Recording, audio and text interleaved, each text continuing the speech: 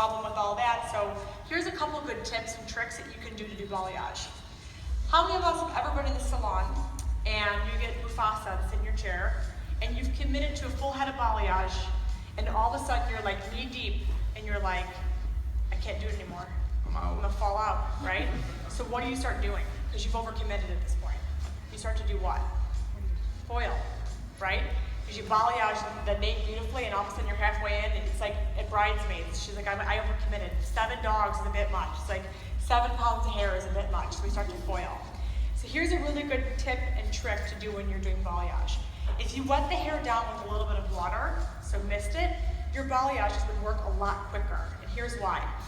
When you dampen the hair down and you apply the lightener to it, it's easier for the lightener to actually slip through the hair. So you're gonna have less opportunity for spots, but most importantly, the lightener is working with you and not against you. Lightener gets tripped up on hair that's dry, because you have to constantly recomb it and repress it and what's the word I'm looking for? Dissolve the line or make the line disappear. I don't know what word I'm looking for. That's not the word. Diffuse, thank you. To diffuse the line. So by using a little bit of water and dampening the hair down first, it's going to help with your application. Here's step 2 though. So we're going to use our ANZA foiling board. What I love about this board, it's got a handle on it. So it makes it really super simple for you to use and it's less cumbersome. I'm going to go ahead and apply my lightener through the mid-lengths and ends, but notice as I'm doing it, I'm going at a direct angle and I'm not going in as a horizontal. Lightener, the minute it touches the hair, it creates lift. So by going on a diagonal, you're going to have a better opportunity to blur that line out. Now remember I talked about earlier when I said the biggest complaint we tend to hear is it doesn't get light enough. Why do you think balayage doesn't get light enough? It dries. The air you breathe kills the lift in your hair color, bottom line.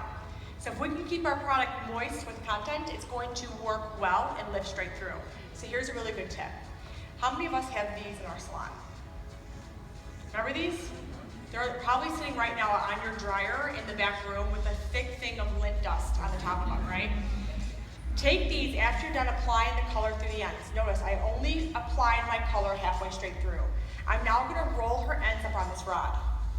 And I'm going to pull up. Now as I'm doing that, I'm also creating some tension now that I can work on. I'm going to take my brush, or you can take your color sponge, which if you have our Vibes kits, which is part of the Lines of Healing Hair Color line, currently right now we are selling these sponge brushes, which are made out of the same material as our color brushes are.